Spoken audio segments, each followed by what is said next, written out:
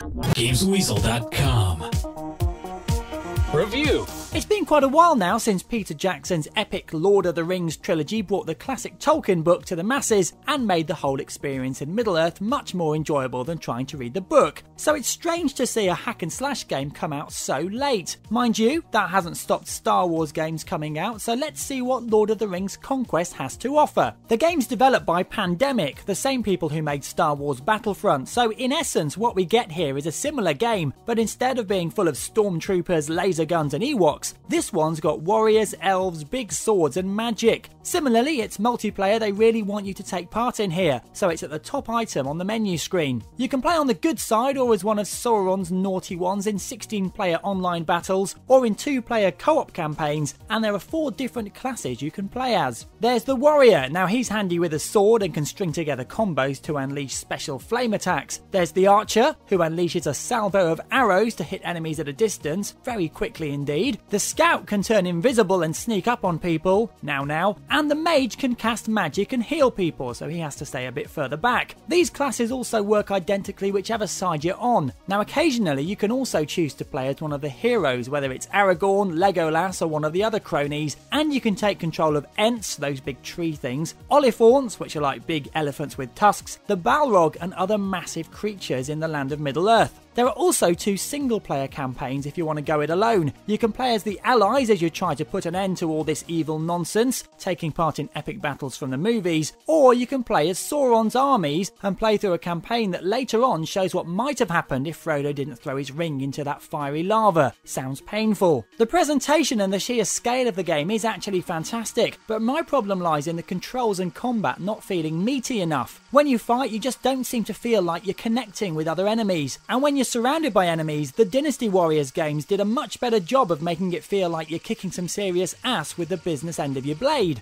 The character models also don't look all that great, but that's maybe something to do with optimising the game for online play. There's also a spawning system, but weirdly, you also have lives. In this day and age, it just seems a bit odd to die and have the game tell you game over. It's punishment enough to respawn a little away from the action and have to retake territory you were once winning. Personally, I'm a little bit over the whole Lord of the Rings thing. However, if you're not, and you like this type of game, it is worth a look. The Lord of the Rings Conquest gets a good but not very epic 6 out of 10.